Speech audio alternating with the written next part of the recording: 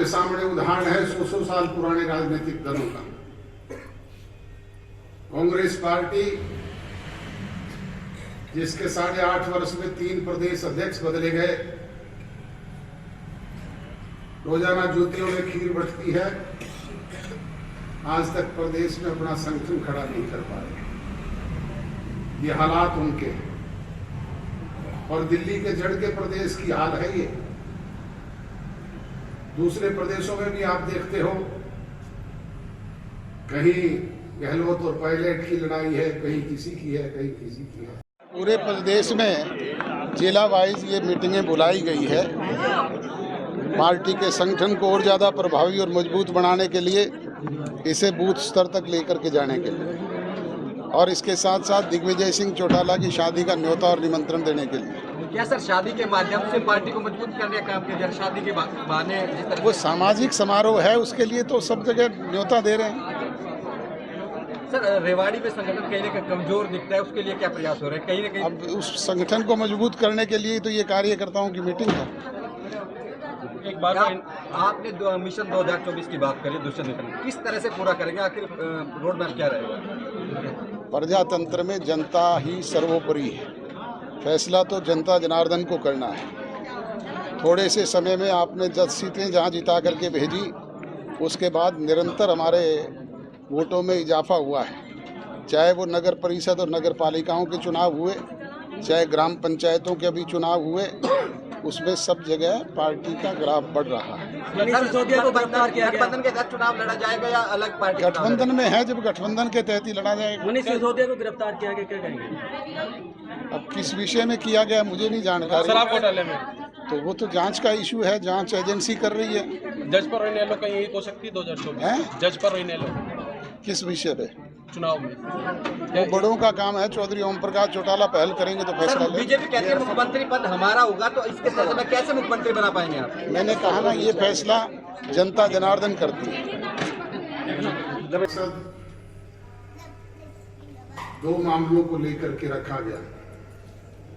एक तो पार्टी के संगठन को और ज्यादा प्रभावी और मजबूत कैसे बनाए, कैसे इसे बूथ स्तर तक लेकर के मजबूती प्रदान करने का काम करें, और दूसरा अजीज दिग्विजय सिंह चौटाला की शादी का न्योता और निमंत्रण देने के लिए आपके बीच में हाजिर हुआ।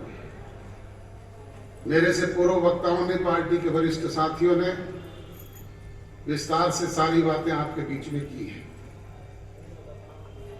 कोई भी संगठन तभी मजबूत होता है जब उसके कार्यकर्ता उसे मजबूती प्रदान करने का काम करें, वो सक्रियता से उसमें जुटे।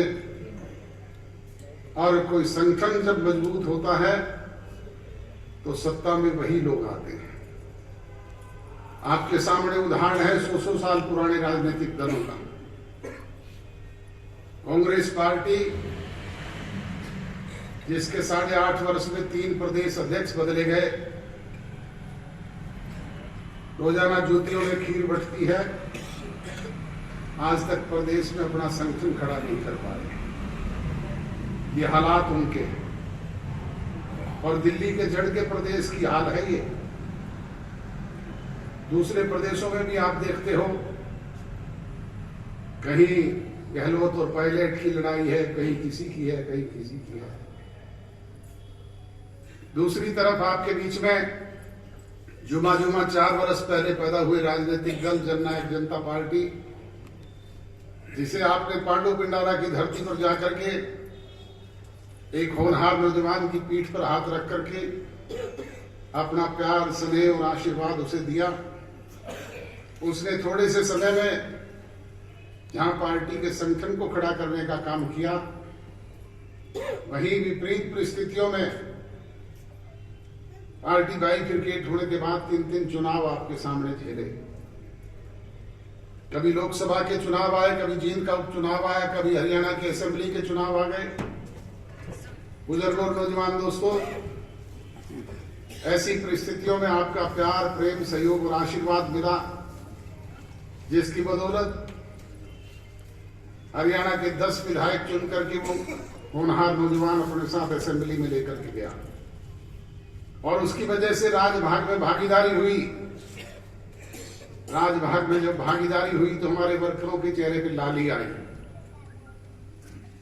उनको एक उम्मीद जगी कि 15 वर्ष से अपोजिशन में बैठे हुए थे, अब हमारे काम होंगे, बच्चों को रोजगार मिलेगा, ट्रांसफर होंगे, विकास की गंगा बहेगी, दूसरी समस्याओं से हमें मुक्ति मिलेगी।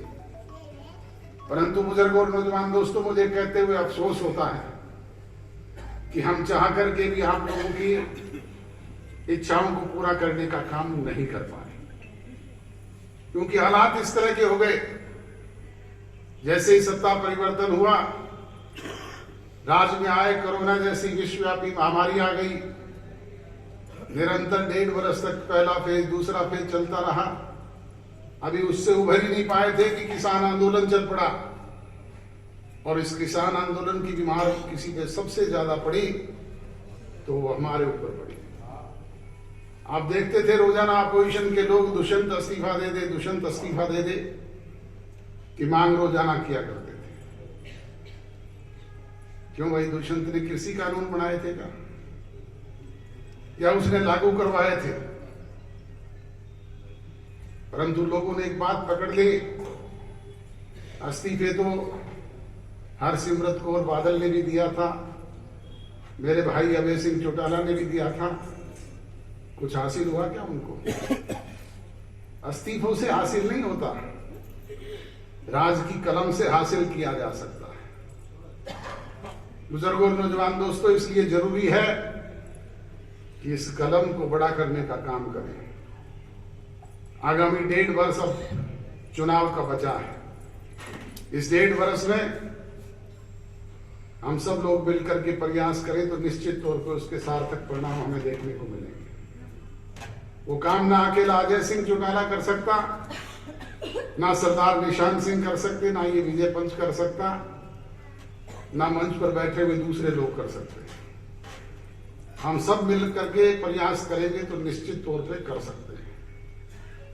इसके लिए जैसा राजेंद्र लितानी जी ने और रविंदर ने बताया कि हमें गांव-गांव में हर बूथ स्तर तक एक बूथ योद्धा जो पढ़ा लिखा हो, समझदार हो, सारी बातों को जानता हो, उसके साथ साथ माताएं और बहनें हर बूथ पर एक बूथ सखी और एक पढ़ा लिखा होनहार नौजवान बूथ एजेंट जिसके पास पूरा विवरण हो, रिकॉर्ड हो, और उनके साथ साथ तजुर्बेकार हमारे पुराने बुजुर्ग और कार्यकर्ताओं की एक टीम हो। वो जुड़ करके अगर इस तरह का संगठन हम बूथ स्तर पर खड़ा करने में कामयाब रहे तो फिर मिशन 2024 को कोई रोक नहीं सकता। फिर आपकी इच्छाओं के अनुरूप ये 17.5% वोट जो पिछले चुनाव में मिले थे, ये 51% में भी तब्दील हो सकते हैं। फिर आप लोगों के आगे से ये उपशब्द भी हट सकता है, पर इसके लिए सबको मिलकर के प्रयास करने होंगे। ये कहने के लिए आपके बीच में हाजिर हुआ। और दूसरा, अजीज दिग्विजय सिंह चौटाला की 15 मार्च की शादी है। 10 तारीख को सिरसा में उसके लिए प्रीति भोज का आयोजन किया गया। हमारे ब्याह शादी का नोता पीले चावल लेकर के दिए जाते हैं। ये पीले चावल और कार्ड आप लोगों के लिए लेकर के आया हूं। सभी हल्का इकाई के अध्यक्ष मुझसे ये प्राप्त कर लें और वो गांव-गांव में जाकर के पार्टी के सभी समर्पित कार्यकर्ताओं को, ग्राम पंचायत को ये कार्ड और पीले चावल पहुंचाने का काम करें, न्योता दें। और इनसे भी अगर कोई चूक हो जाए तो आपको ऑथोराइज करता हूं कि आप लोग भी अपने साथ उन साथियों को लेकर के आना और 10 तारीख को ज्यादा से ज्यादा पहुंच करके अपने उस अजीज को आशीर्वाद देने का काम करें।